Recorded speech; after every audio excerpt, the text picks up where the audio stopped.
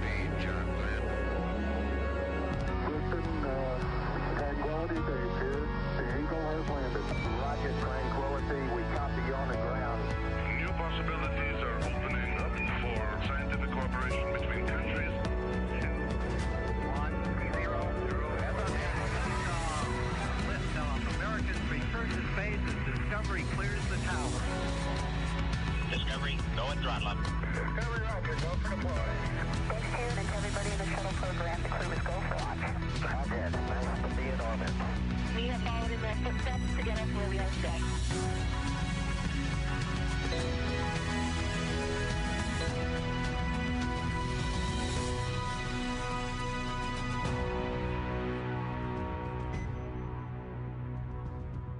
It's Friday, August 8th, and we're joining you today from SpaceX in Hawthorne, California. We're following along with the Dragon Endurance spacecraft as we await Crew-10's departure from the International Space Station. Right now, we're expecting that process to begin shortly after 3 p.m. Pacific and 6 p.m. Eastern. I'm Ronnie Foreman, a Senior Sales Manager here at SpaceX. And I'm Anna Schneider with NASA Communications. It's great to be here. It's great to have you here, Anna. And of course, thank you for everyone tuning in to watch us live with our coverage today of Dragon completing its 10th crew rotation mission to the space station through NASA's Commercial Crew Program. Crew-11 arrived on station on Saturday, August 2nd at 2:27 a.m. Eastern, and they will be taking over for Crew-10, who are now headed home. That's right, Ronnie. Crew-11 launched just last week on Friday, August 1st at 8:43 a.m. Pacific, 11:43 a.m. Eastern from Launch Complex 39A at NASA's Kennedy Space Center in Florida, with NASA astronauts Commander Zena Cardman and pilot Mike Fink, JAXA, or Japan Aerospace Exploration Agency astronaut and mission specialist Kamiya Yui, along with Roscosmos cosmonaut and mission specialist Oleg Platonov. The crew has since spent a few days in space, with those days docked to the space station being a handover period where they learn to live and work on station from the departing crew. Now, the returning Crew-10 members today are NASA astronauts Anne McClain and Nicole Ayers, along with JAXA astronaut Takuya Onishi and Roscosmos cosmonaut Kirill Peskov. Right now, the crew is currently suited inside Dragon, and both the Dragon and station hatches are sealed in preparation for departure. Once Dragon departs the station, the crew's flight home is expected to last around 17.5 hours. Shortly after separation, Dragon will use its Draco thrusters to carefully move away from the station and complete a phasing burn that will prepare it to re-enter the Earth's atmosphere.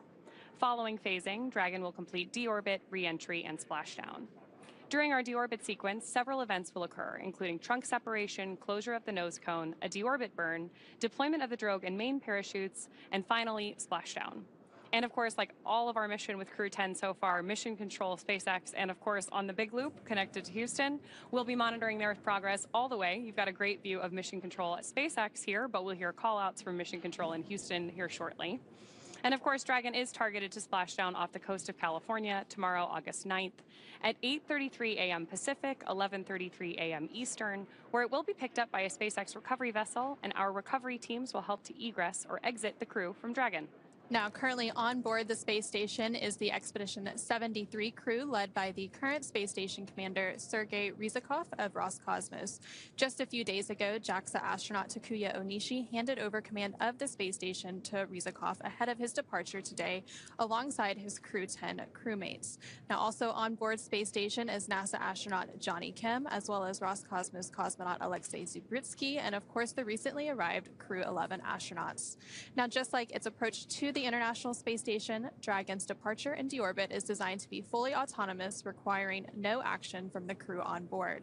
NASA astronaut Johnny Kim has helped the crew members prepare for today's departure and will be watching from the cupola, but the prime departure monitoring role falls on Anne McClain from inside Dragon.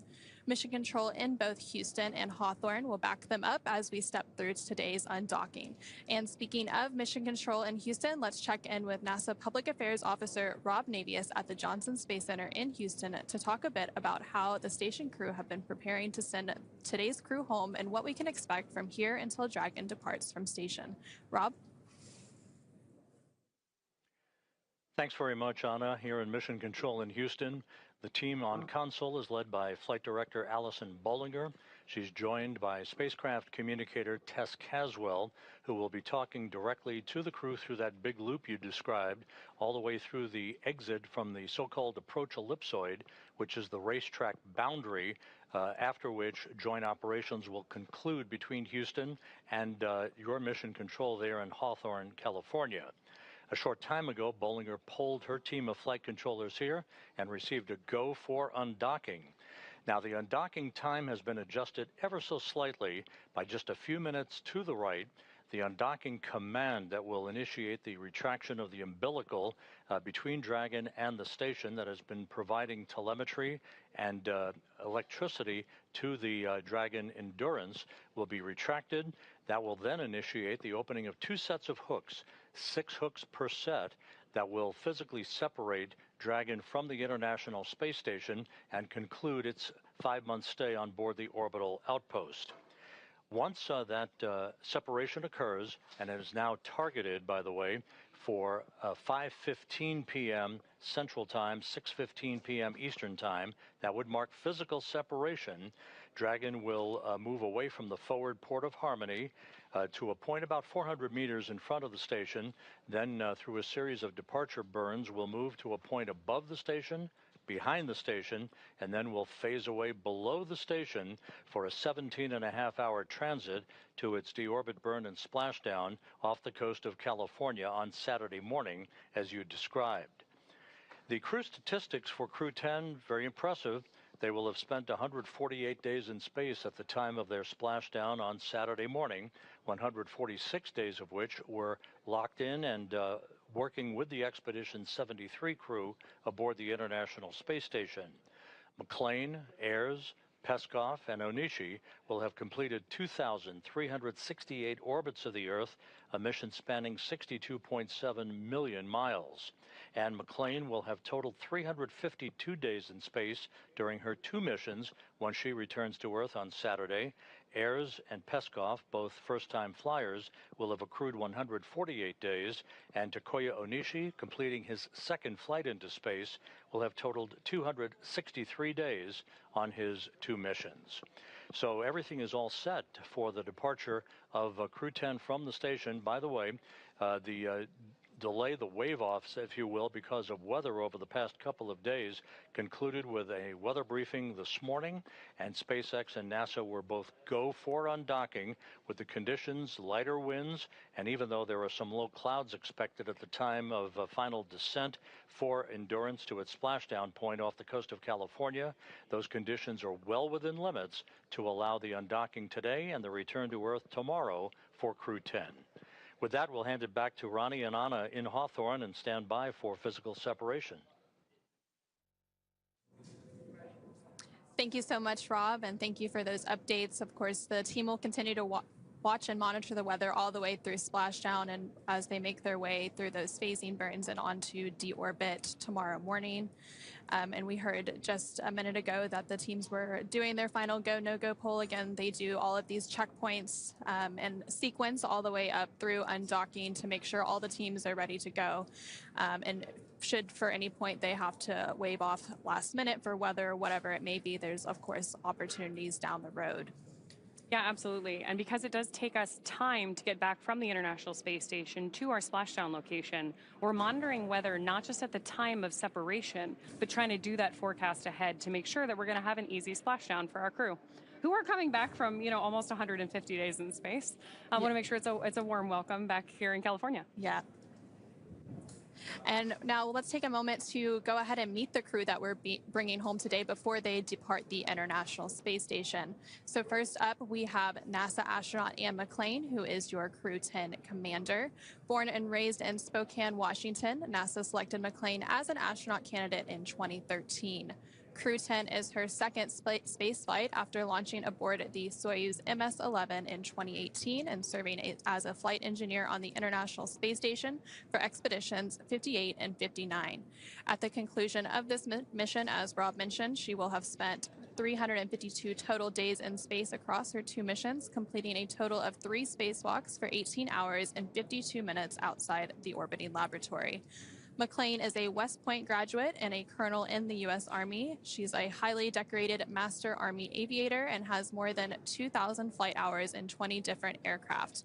McLean is also an avid rugby player and a former member of the USA Rugby Women's National Team, and she currently lives in Houston, Texas. The pilot for Crew-10 is NASA astronaut Nicole Ayers. Crew-10 is her first space flight. A major in the U.S. Air Force and the first member of NASA's 2021 astronaut class named to a crew.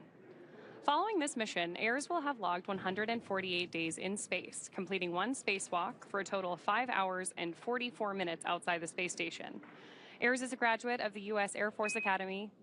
Dragon SpaceX on the Big Loop. Final reconfigurations for undock are complete and nominal. Ground is go for undocking.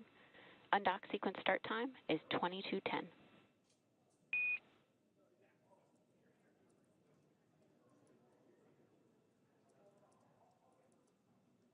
SpaceX Dragon, copy, go for undock. Crew has visors down. SpaceX copies, visors down.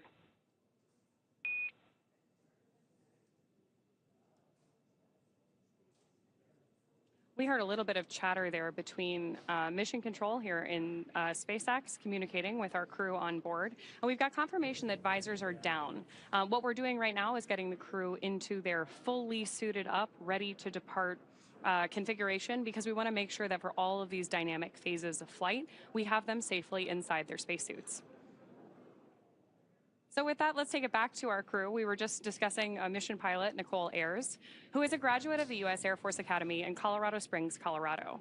She has served as an instructor pilot and mission commander in the T-38 Adair and F-22 Raptor, leading multinational and multi-service missions worldwide. She has more than 1,400 total flight hours, including more than 200 hours in combat. Ayers has a twin and was born in San Diego, California.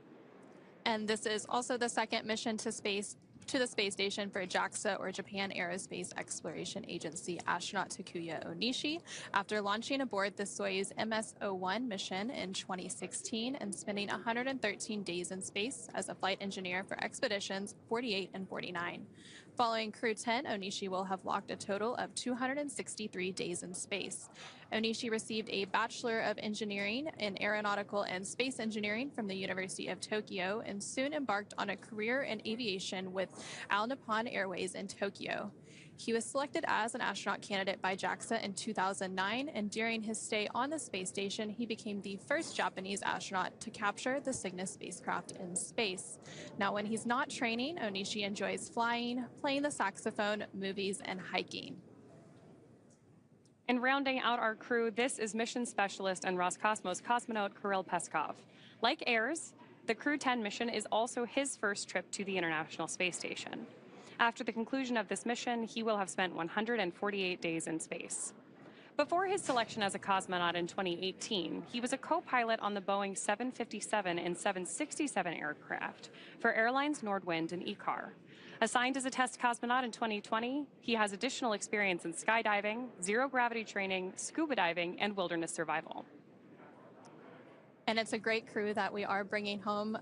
Of course, now on your screen, you can actually see a look inside Dragon that's looking over the shoulders of the pilots and commanders. So Nicole Ayers and Anne McLean there in the center. They're all suited up and getting ready for today's departure. Again, we're just over about 10 minutes away from the undock command, and once that undock command is sent, it takes about 5 minutes to then have that physical separation from station, which will then mark the conclusion of their stay aboard the International Space Station as they make their way home to Earth. And just a few minutes ago, when we were introducing you to the crew, we heard some of those comms. Again, those comms were on what is known as the Big Loop. So that's that integrated communications loop that includes the team here in Mission Control in Hawthorne, as well as the Mission Control team in Houston, along with the space station crew with Expedition 73 aboard and the Dragon Crew-10, who is departing today. It basically allows all of those teams to be working in tandem and talking on one integrated communications loop. So throughout today's departure activities, that is where we will be hearing those communications between the ground and the station and crew aboard. And right now, the International Space Station and Dragon are orbiting about 260 statute miles above Earth, crossing the southern Indian Ocean.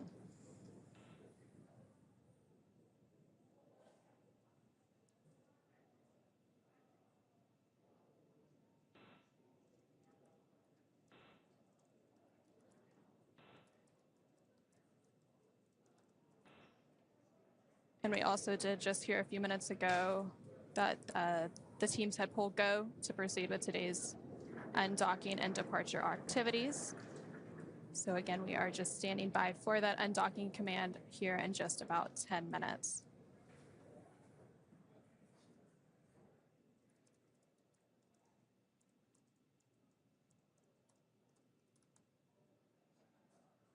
So again, right now, if you are just joining us, we are standing by for Crew-10's departure from the International Space Station. And the view on your screen right now is looking over the shoulder of the pilot and commander for today's mission, up at the 3 touchscreen displays inside the Dragon spacecraft. Our crew is going to use these touchscreens to monitor their progress as they move away from station, even though the maneuver itself is fully autonomous. And as we mentioned a few minutes ago, the Joint Flight Control teams did pull go to proceed with today's undocking and departure. And now that the Joint Flight Control teams are go for undock, we are just awaiting that undock sequence to actually begin. Again, the undock command is scheduled to be sent in about 9 minutes at 3:10 p.m. Pacific, 6:10 p.m. Eastern. Once that command is sent, it will take less than 5 minutes for Dragon to separate from the International Space Station, which has been its home for the last 5 months. At the planned undock time, SpaceX Mission Control will command the undock sequence start, which begins the automatic undocking process we were just talking about. The first step is for the umbilicals to retract. These umbilicals connect Dragon systems to the space station while docked, transferring power, telemetry, and commands between the two vehicles throughout Dragon's stay. Once that's complete, Dragon will unlatch itself from the space station by releasing the 12 hard capture hooks in 2 separate phases, which Rob was telling us about while he was with us a couple minutes ago. All that combined takes roughly 4.5 minutes. And then Dragon will be ready to depart from station and begin to move itself further and further away using the Draco thrusters on board. And Dragon's initial departure from station is a little bit different from other docked vehicles like the Soyuz that rely on springs to push them away from the docking port. Dragon will actually execute 2 short thruster firings called undock burns, and that is what physically separates Dragon from the International Space Station. Those thruster firings use a combination of the 12 Draco engines around the base of the spacecraft, with the first breaking any stiction between Dragon and the docking port, and then the second slowly backing the spacecraft away from the station's Harmony module. And again, Dragon is currently docked to the forward-facing port on the Harmony module. Crew-11 docked last Saturday to the space-facing port. And following that physical separation, which we are expecting at about 3:15 p.m. Pacific, 6:15 p.m. Eastern, we will have depart burn 0, which is the first of 4 departure burns to begin moving Dragon further away from the space station. That initial departure burn, depart burn 0, will then be followed by the second departure burn about 5 minutes later, and that will help move the spacecraft beyond the keep-out sphere. The keep-out sphere is an invisible 200-meter line centered on the space station, and it is one of several safety zones set up to govern spacecraft arriving and departing from the International Space Station. Before moving into the keep-out sphere, spacecraft have to be configured where they would not cross the imaginary boundary for at least 4 orbits, even if the spacecraft lost all maneuvering. And then after that, about 13 minutes later, today that would be around 3:34 p.m. Pacific, 6:34 p.m. Eastern, Dragon will then exit what is known as the approach ellipsoid. Again, it's another imaginary shape, this time a 3-dimensional ellipsoid measuring 4 kilometers by 2 kilometers by 2 kilometers in the same family as the keep-out sphere. One of the key differences with the approach ellipsoid is that vehicles outside of it have to be on what we call a 24-hour safe pre-drift trajectory, which means the spacecraft would not cross into the approach ellipsoid for at least 24 hours, even if it lost all maneuvering. Again, we're expecting the call for the undocking sequence to begin in about 6 minutes. And then after that happens, it'll be about 5 more minutes before we have physical separation of Dragon carrying Crew-10 away from the International Space Station to conclude their mission.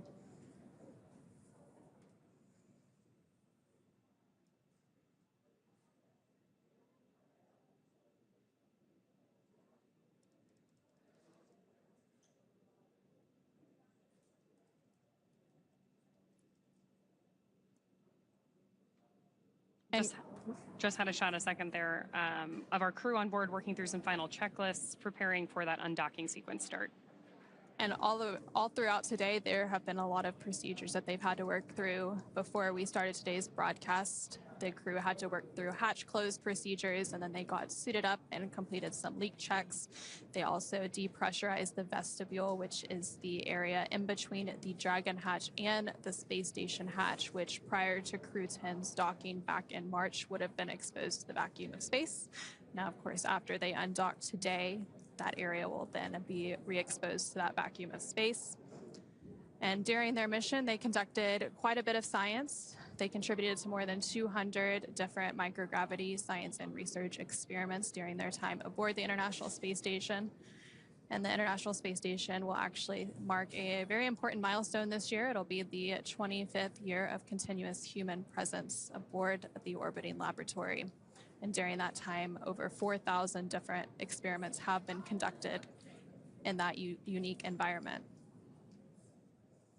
I'm always struck by when we do these webcasts talking about the expedition numbers of our crew, how many different astronauts have been on board station. And of course, today is the completion of the 10th crew rotational mission as part of the commercial crew program. And of course, our 10th Crew Dragon mission to the International Space Station as well.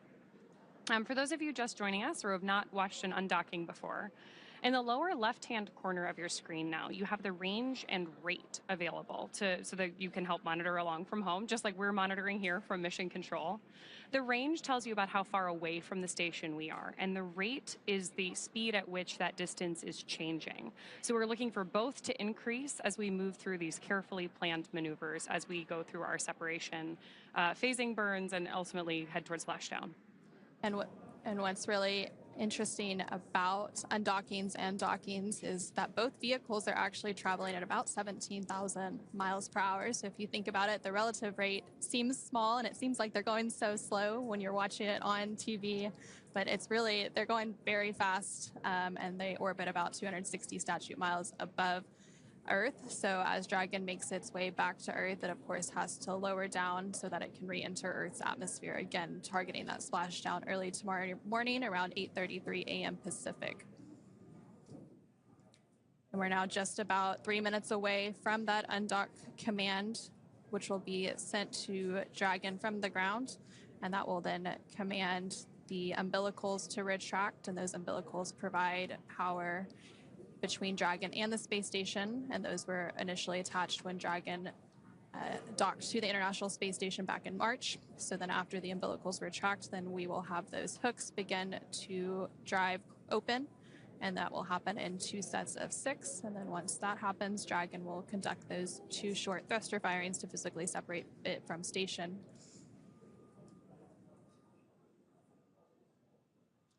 And as you mentioned, this is the same Dragon that docked with Crew-10 back in March. Part of our operating procedure is such that the Dragon spacecraft that launches the astronauts is exactly the same one that brings them back home.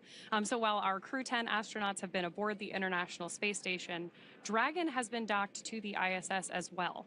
And we're using them in that docked configuration, effectively as one vehicle. Their spacesuits are stored inside of Dragon, as are some of those experiments that you were talking about.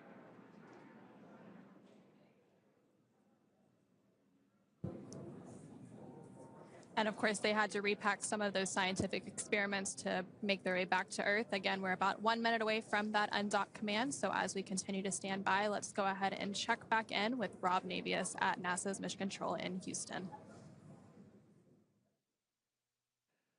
Thanks very much, you guys out in Hawthorne. Here in Mission Control in Houston, all flight controllers are set for the beginning of the end of the Crew-10 mission and the journey home that will span about 17.5 hours from the time of physical separation to the time of tomorrow's splashdown off the coast of California. We're about 20 seconds away from the issuance of the undocking command from Hawthorne. We'll stand by for confirmation of that. All of Dragon Endurance's systems are in excellent shape, as are the systems aboard the International Space Station, as we stand by about 10 seconds from now for the issuance of that undocking command.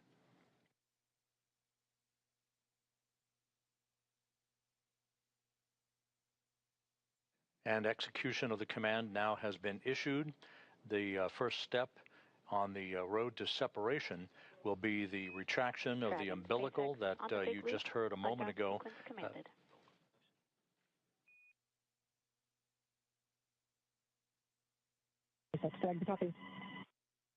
And McLean, the commander of Endurance, acknowledging the issuance of the undocking command, the umbilical being retracted. Once again, this means that Endurance will be on its own in terms of internal power and telemetry, no longer interconnected to the International Space Station.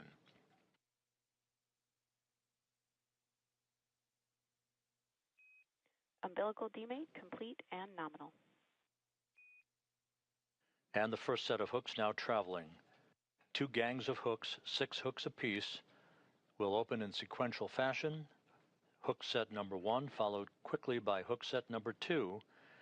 And then the next step will be that 1.5 second pulse of the Draco thrusters, the undocking burn that will create the physical separation between Dragon and the International Space Station.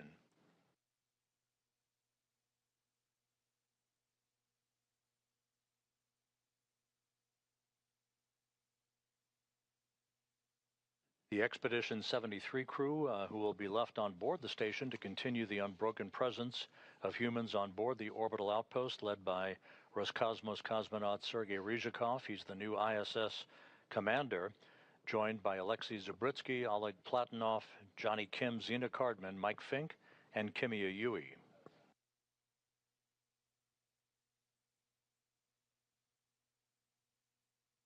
Takes about 5 minutes from the issuance of the undocking command until physical separation, so we'll be standing by to annotate the exact time and location over the Earth at the point of physical separation that will begin the trip home for Dragon Endurance.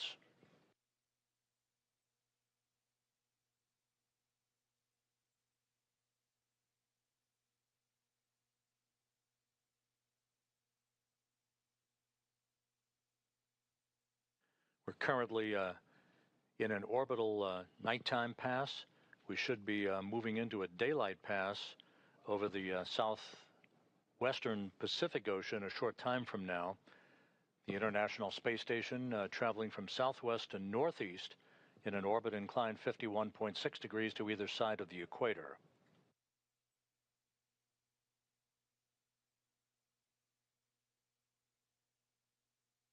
And the first set of hooks now open, now working on the second set. First set of hooks, open and nominal.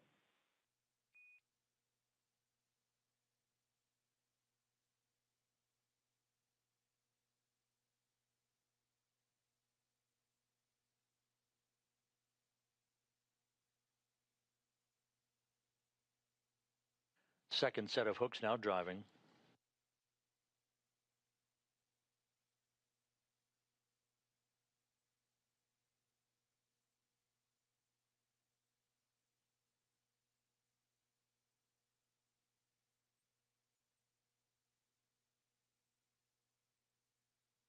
All quiet here in the mission control room here in Houston, the International Space Station Flight Control Room. Once the undocking is complete and Endurance is outside of the approach ellipsoid, which will end joint operations between us and the SpaceX team in Hawthorne, the Expedition 73 crew will move into a pre-sleep period and a lengthy sleep period overnight and an off-duty day tomorrow.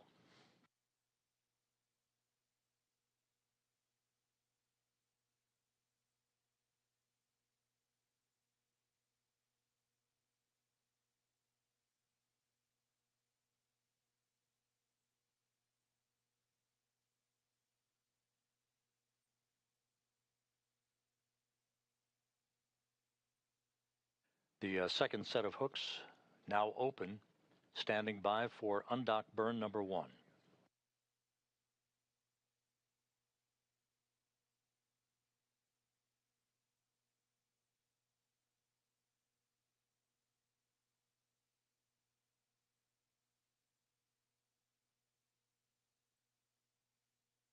Dragon and the International Space Station flying into an orbital sunrise.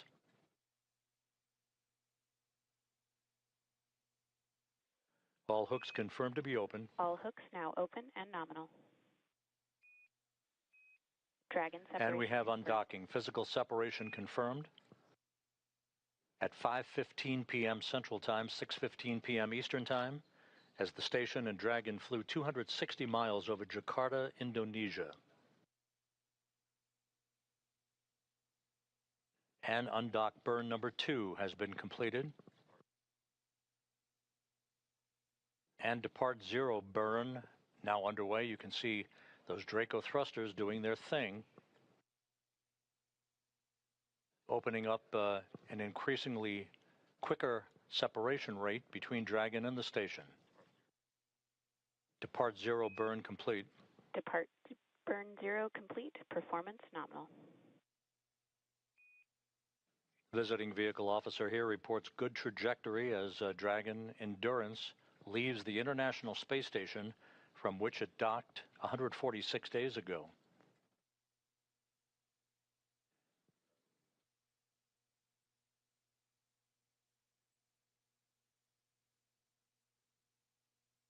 We're about 4 minutes away from depart burn number 1.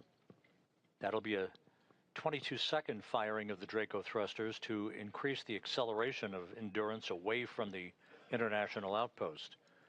Again, physical separation, undocking occurring at 5:15 p.m. Central, 6:15 p.m. Eastern Time, as Dragon and the station flew 260 miles over Jakarta, Indonesia.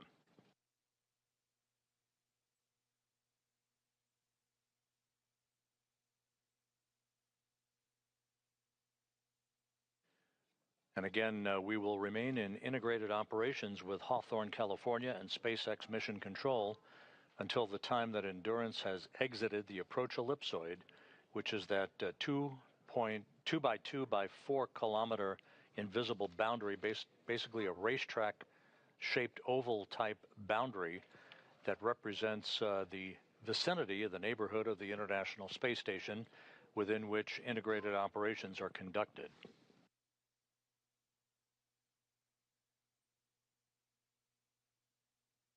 Anne McLean, Nicole Ayers, Takoya Onishi, and Kirill Peskov beginning the journey home that will culminate with their parachute-assisted splashdown off the coast of California Saturday morning.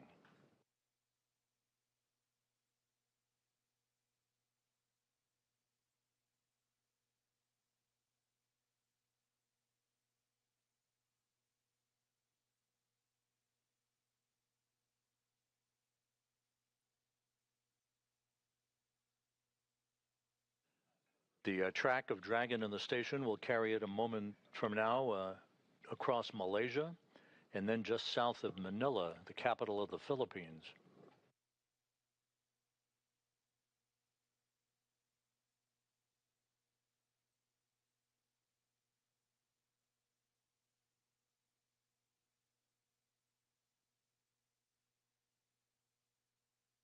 Everything has gone by the book. All of the pre-departure preparations went per the timeline. The undocking was deliberately pushed back a few minutes to gain better visibility, communications, and camera views of Dragon as it departed the International Space Station.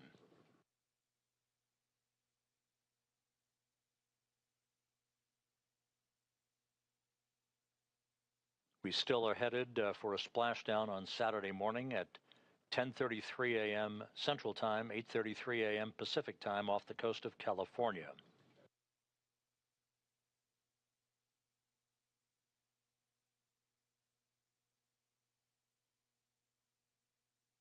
This will be the 4th time that SpaceX will have executed a splashdown and recovery off the coast of California, following in the footsteps of Fram-2, the 32nd commercial resupply mission, a cargo Dragon, and then most recently Axiom 4, but this will be the first time that a California splashdown will have been executed as part of the commercial crew program.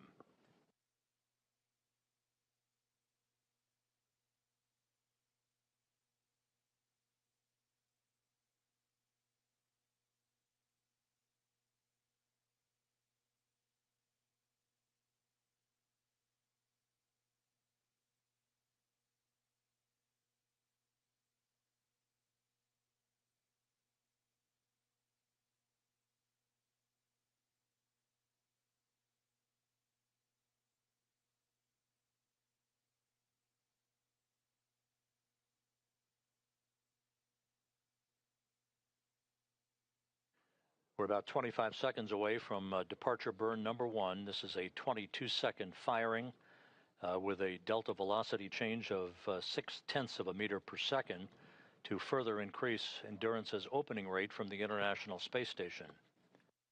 That will be followed seconds later by its exit from the keep-out sphere, the first of these two boundaries within which integrated operations are occurring, and depart burn 1 underway.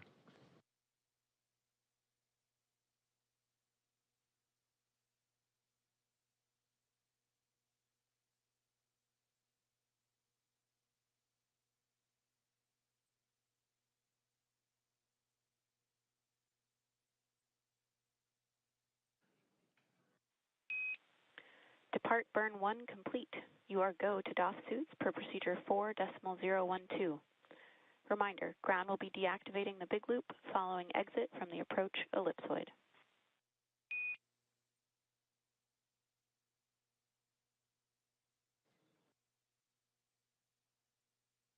Dragon now maneuvering. Crew-10 copies, go to doff suits.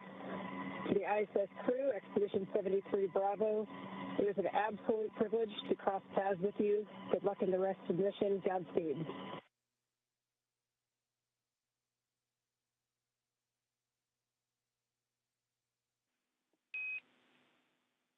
Anne, Vapor, Talk, and Kirill, thank you for your wishes. We wish you fair winds and following seas. It's been an honor for all of us around the world to support you as you lived and worked on the International Space Station. We cannot wait to welcome you home to the blue skies of Earth.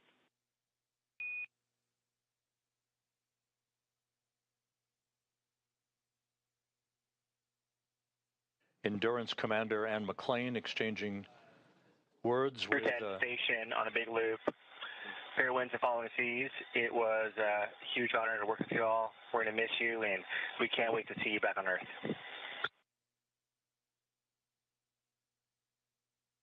Likewise, Johnny and the rest of the crew, have a great mission. Again, Endurance Commander Anne McLean wishing all the best and a big vote of thanks. Dragon and Station, Houston on the big loop. Dragon has exited the keep-out sphere.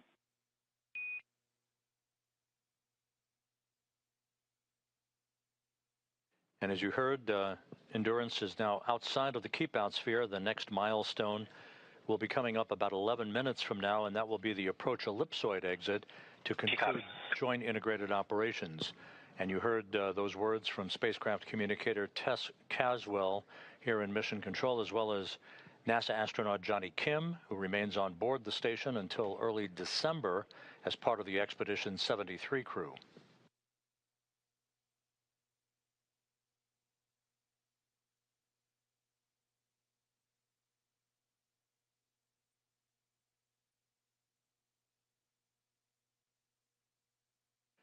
So with Endurance well on the way on the first leg of its journey home that will culminate with its splashdown off the coast of California Saturday morning, we're about to conclude joint integrated operations with Hawthorne here in Mission Control in Houston.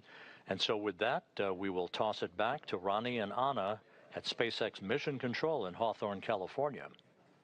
Thanks, Rob. So as you mentioned, we are now waiting for Dragon to exit the approach ellipsoid, or AE, which is another imaginary shape, this time a three-dimensional ellipsoid, measuring 4 kilometers by 2 kilometers by 2 kilometers. As an easy visual, that's roughly like the shape of a football or maybe a rugby ball, which is appropriate given that our commander today is a rugby player. And it's in exactly the same family as the keep-out sphere for operational purposes. One of the key differences with the AE, though, is that vehicles outside of it have to be on what we call a 24-hour safe, free drift trajectory. That means that the spacecraft would not cross into the approach ellipsoid for at least 24 hours. Again, even if it lost all maneuvering for that call-out once we hear confirmation that Dragon is outside of the AE. And then after the Dragon spacecraft crosses the approach ellipsoid, as Rob mentioned, joint operations will end and the responsibility for the spacecraft will be handed back to the SpaceX flight control team here in Hawthorne, California. Again, everything continuing to look good with today's departure for Crew-10 from the International Space Station. Dragon is now just under 400 meters away from the International Space Station. And to recap, the hatches between the International Space Station and Dragon were closed earlier today around 1:04 p.m. Pacific, 4:04 p.m. Eastern Time, and since then the crew has settled in to begin their 17.5-hour journey back to Earth. The joint NASA and SpaceX teams then pulled go to proceed with undock. Undock was delayed by SpaceX Dragon contact on the handheld microphone.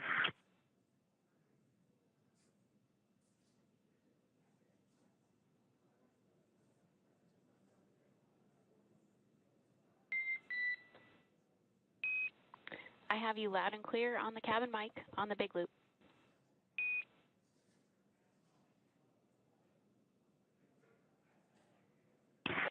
Okay, we can hear you loud and clear.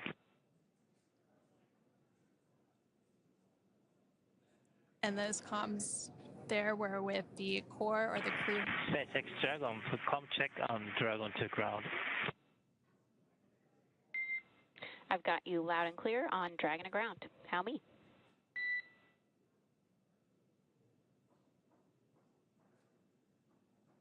Okay, same.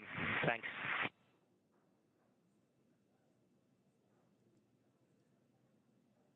Again, those comms there were between JAXA astronaut Takuya Onishi and the core or the crew operations resource engineer in SpaceX Mission Control in Hawthorne, just behind us.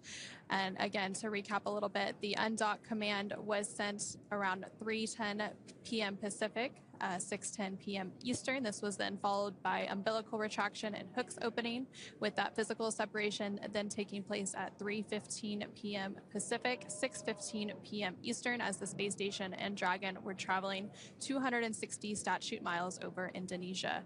Dragon has since completed 2 of 4 departure burns and exited the keep-out sphere. Again, that is that 200-meter invisible boundary around the International Space Station. We are now about 5 or so minutes away from Dragon crossing the approach ellipsoid to set the spacecraft and Crew-10 up for their path back to Earth. Dragon is now about 500 meters away from the International Space Station. Again, that range and range rate continuing to increase as it continues on its departure. Again, Dragon is targeted to splash down off the coast of California tomorrow, August 9th at 8:33 a.m. Pacific, 11:33 a.m. Eastern, marking the completion of their 5-month science and research mission. Of course, if you're following along, you've noticed that in the bottom left-hand corner of your screen, we have updated the telemetry that we're sharing with you, now tracking the speed and altitude of the Dragon spacecraft. There we've got a shot on board on your screen right now of on board the Dragon spacecraft. Our crew inside has been given the go to doff their suits. Generally speaking, we always have the astronauts in their suits when we're in dynamic phases of flight. That's because the spacesuits are effectively an extension of the spacecraft. If we needed to for any reason, the spacesuit is designed to keep the astronauts safe. Now that we've cleared that dynamic phase, it's time for them to take those suits off, get a little bit more comfortable for their 17.5-hour journey home. And then they will put those suits back on just before they begin that deorbit phase. So they'll have a little bit of time to get some sleep, get a meal, and really settle in, since it is a 17.5-hour journey. Again, we are about 5 or 6 minutes away from exiting the approach ellipsoid. Again, that is that 2 kilometer by 2 kilometer by 4 kilometer invisible boundary that we are waiting for Dragon to exit. And once that happens, Crew-10 will no longer be in integrated operations, and you did hear them setting up some of the communications directly between SpaceX Mission Control and Hawthorne and Crew-10 aboard Dragon, so it'll be a direct communication with them without the station crew in the loop there.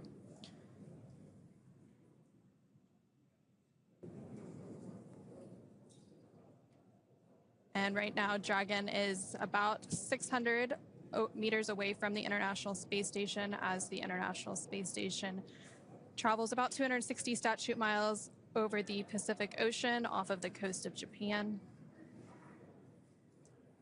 And the International Space Station does go through an orbit every 90 minutes or so. And when we had that undocking, you could see the sunrise. So they were coming into an orbital daytime during that undocking, and that is actually why the undock was delayed by about 10 minutes, just to allow better comms and to get those great views from the International Space Station.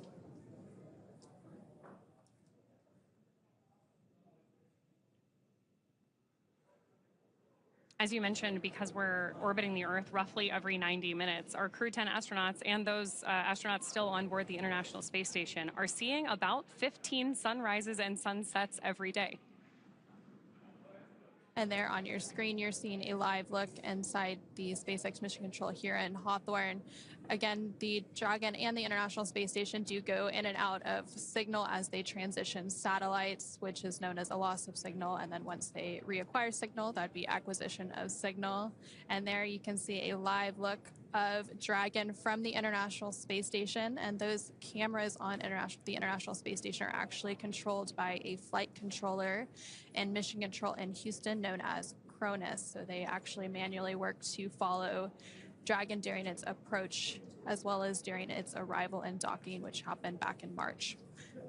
You can already see, as we get this last glimpse of Dragon as it departs the station, how much smaller Dragon is from these cameras on board the International Space Station. We talked about this a little bit earlier, but even though the rate of separation between these two vehicles right now is smooth and steady, which is exactly how we want it to be, they are both traveling about 17,000 miles per hour, which is a just tremendous amount of speed and energy that we have moving between these vehicles. So it's important that every phase of this process is planned, carefully executed, so that we understand what's coming next.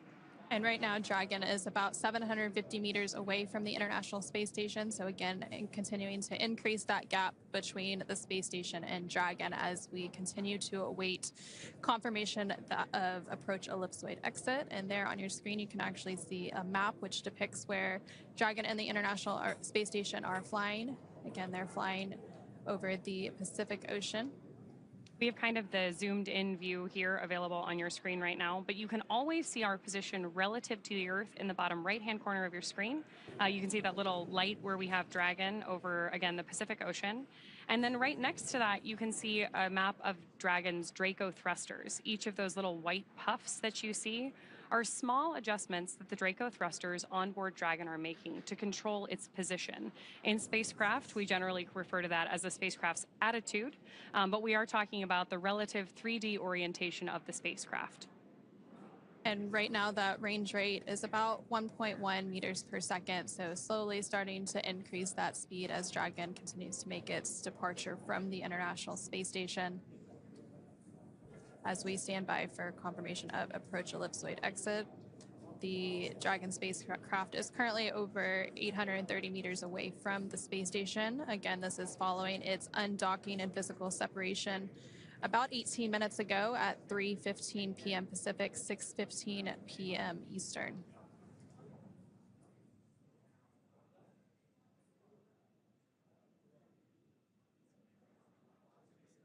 And following the physical separation, which required those two short undock burns, we did have 2 departure burns, and that was the first 2 of 4 departure burns. The depart burn 2, which is the 3rd departure burn, will be coming up about 30 minutes or so after approach ellipsoid exit, and then that will be followed by the final departure burn, depart burn 3, before they get into those phasing burns and then set Dragon up for its deorbit burn early tomorrow morning ahead of splashdown off the coast of California.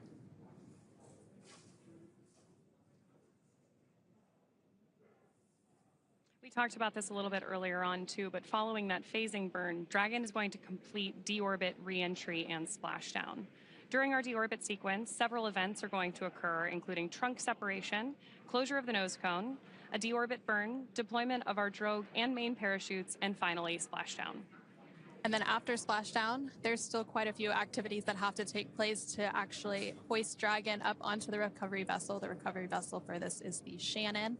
And so the recovery team is getting staged out there. The boat is on its way to the splashdown location, and then there will be a set of helicopters that take the recovery team out to the boats, and they also have 2 fast boats, and so those fast boats will be the first ones out to the splashdown location following that 8:33 a.m. Pacific splashdown tomorrow morning, and they do some initial checks to ensure the safety of the spacecraft before they begin safing it to prepare to lift it up onto the recovery vessel. And of course, once Dragon is on board our recovery vessel, we're going to help the crew egress or exit Dragon. And then we'll also do some quick recovery of the time-sensitive scientific experiments and cargo on board, sending those to different research labs all around. SpaceX on the big loop. Dragon has exited the approach ellipsoid and is on a 24-hour safe free drift trajectory. Configure comm for Dragon aground in preparation for disabling the big loop.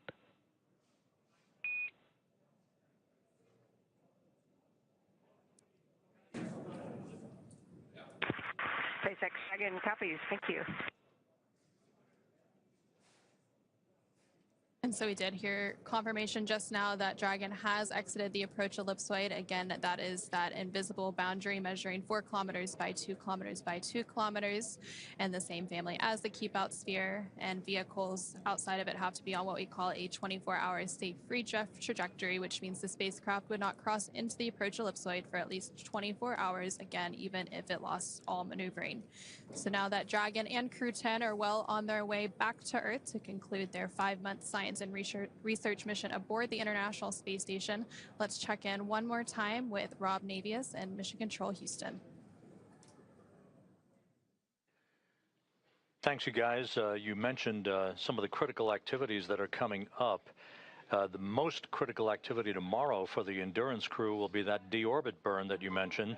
That will be a 17.5-minute retrograde firing of the Draco thrusters, basically a braking maneuver to slow Endurance down by 115.4 meters per second, allowing it to drop out of orbit for its high-speed entry back into the Earth's atmosphere. The direction of travel will keep the heat shield in the direction of travel to repel the temperatures that will build up to some 2,500 degrees around the spacecraft and its 4 occupants. Here in Mission Control, the team led by Flight Director Allison Bollinger is now winding down its activities. The crew on board the station moving into a pre-sleep period. They will wake up in time, however, to watch all of the critical activities that will be uplinked to them for the return of Endurance and its parachute-assisted splashdown in the Pacific Ocean. So with that, we'll wrap it up here in Mission Control in Houston and turn it back to you guys in Hawthorne.